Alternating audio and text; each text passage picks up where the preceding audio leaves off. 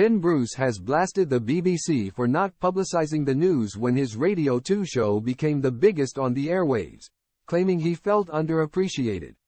Ken Bruce took over 1 million listeners with him when he left the BBC Radio 2 job he'd had for more than 4 decades in favour of a slot at Greatest Hits Radio. Now, in a new interview, he has revealed that he struggled with his achievements not being acknowledged more publicly by the BBC. "I didn't want any hoo-ha. So when my show became the biggest show on radio, I didn't want to say anything about it," he told The Telegraph, before adding, "But I kind of thought the BBC should.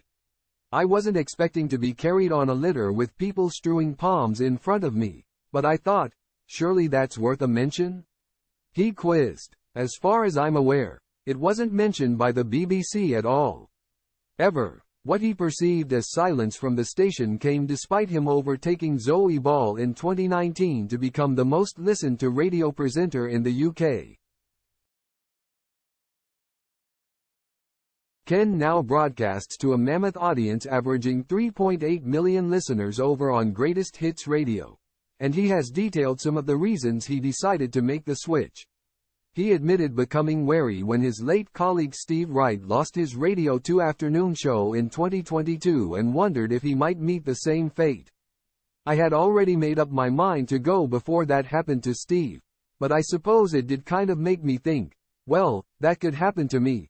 This year, next year. Whenever. The BBC say they were going to offer me another contract, but we got within 3 months of the end of it and it hadn't materialized." Ken has rejected the rumors suggesting that Steve could have died of a broken heart after being told he was no longer wanted at the BBC. That said, he does feel that his age, 67 at the time, could have been a factor, as the channel sought to attract a younger audience. Ken claims that he suggested there should be a spin-off version of the station catering to 35 to 45-year-olds, while the existing station continued to court solely an older crowd. However, he claims that his idea, voiced almost a decade ago, was patronizingly dismissed at the time. Express.co.uk has contacted the BBC for comment.